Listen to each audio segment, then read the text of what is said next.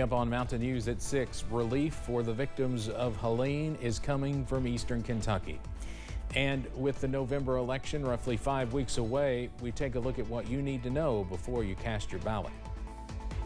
And better late than never, we're seeing a few peaks of sunshine out there at this hour. Details in a few minutes. Dedicated to eastern and southern Kentucky, this is WYMT Mountain News at 6. An eastern Kentucky-based organization is preparing to send relief to areas impacted by devastating and deadly flooding. The Christian Appalachian Project will send supplies and personnel to areas that experienced widespread flooding after the recent hurricane moved up into eastern Tennessee and western North Carolina. WYMT's Phil Pendleton spoke to one man who says this support is especially meaningful to him. Buckets of hope and a lot of other items will soon be on their way to either North Carolina or East Tennessee. And for Mark Cable, the donations are going to an area he knows a lot about. It was 2 days before I got to hear from my mom or dad, and some of my aunts and uncles was more 4 or 5 days before I got to, to find out if they were okay. They're all fine now, as the flooding didn't just cut off roads and utilities, it shut down communication, and that was a very hard time. Trying to trust in the Lord, but panic too, just the fear of not knowing if, there's okay or what, because I know there's a lot of devastation and a lot of lives that's been lost. Cable is among those loading up supplies and will join others embarking on a wide range of relief work.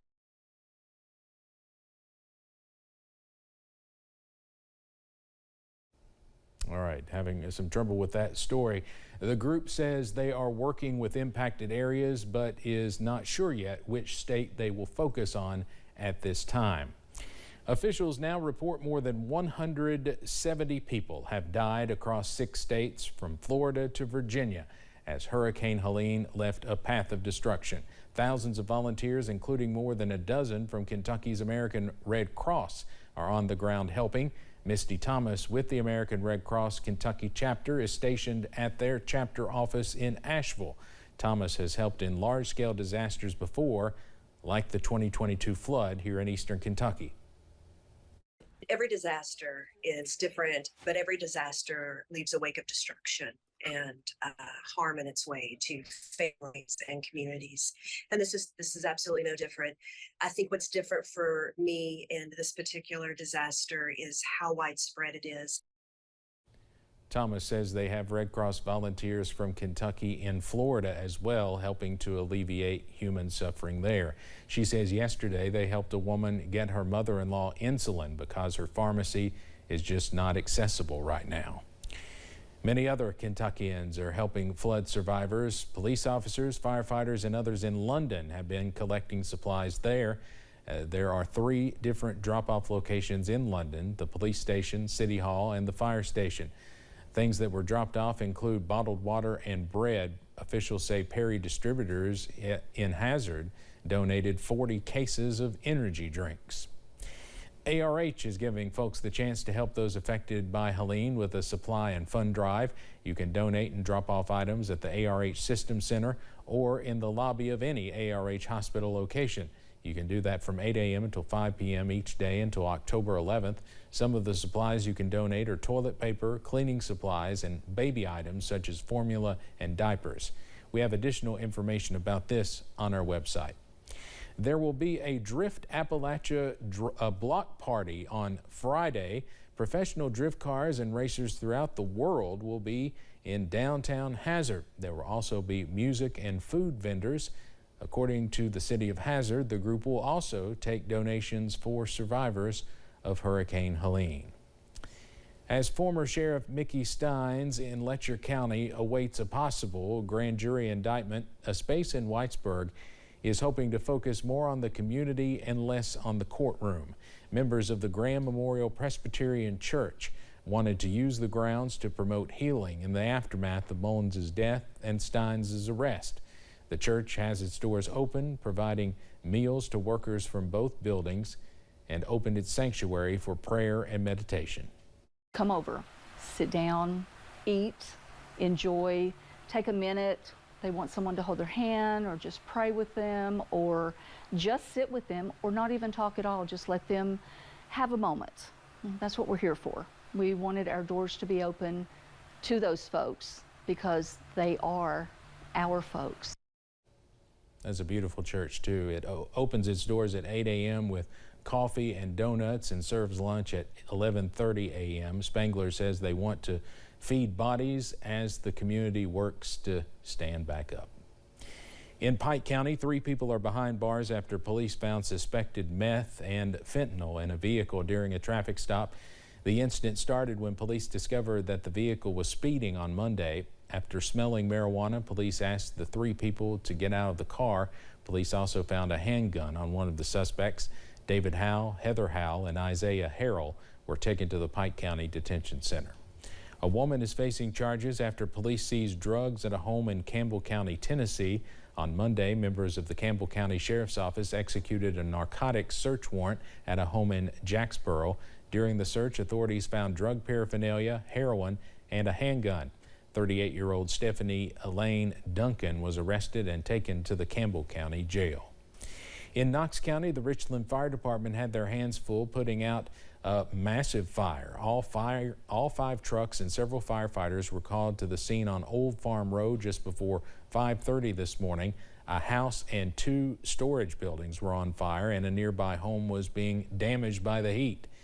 Firefighters began an attack, preventing the second home from igniting or receiving any more damage. A building in Monticello was destroyed by fire. Crews responded to this one early this morning. It was on Highway 833. Crews were at the scene for almost 2 hours. No injuries were reported.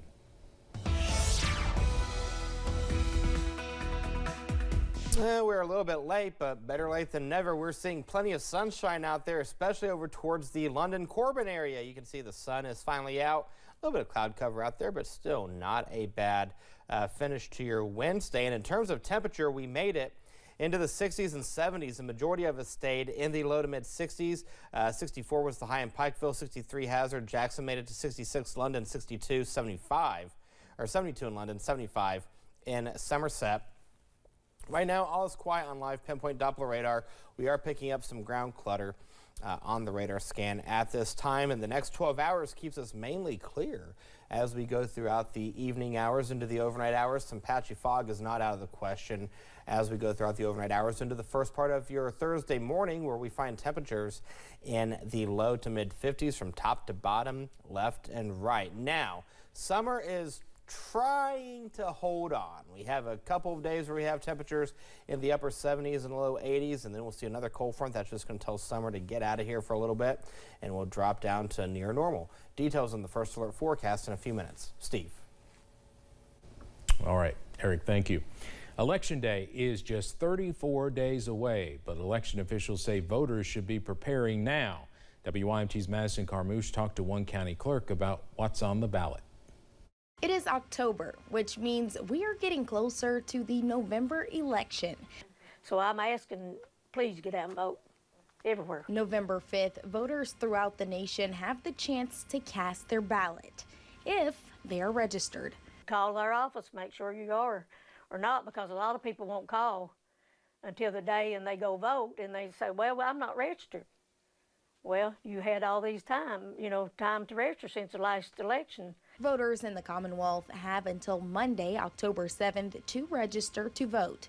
And I want to tell the people of Knott County and of all Kentucky, state of Kentucky, if you're not registered to vote, go online or call your county clerk and register. Knott County Clerk Reese Cornett says the county traded polling precincts for voting centers. I chose to do this because it's more convenient. Plus, it's hard to get poll workers. You don't have to have as many poll workers. And it saves the county money, too.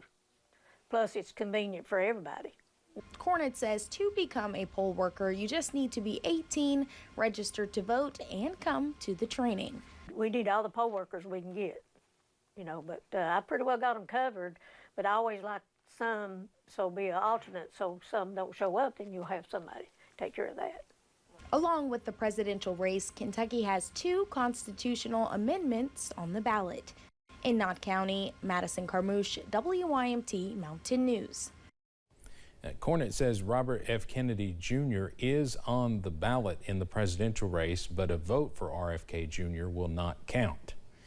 Yesterday, Governor Andy Beshear signed a declaration recognizing October as Domestic Violence Awareness Month, and some local leaders are doing the same.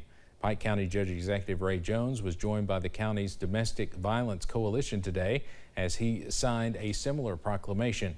Representatives with Turning Point Domestic Violence Shelter say it's an important step toward progress to have so much light on the subject. Last year we had 26 individuals in Kentucky that died through intimate partner violence. So we want to bring awareness to the public that we want people to speak up and speak out. Don't be a bystander. If you see someone in need, help them. Little says Turning Point serves 5 counties and is planning events in each county, including a candlelight vigil at the Pikeville City Park on October 22nd at 6:30 p.m.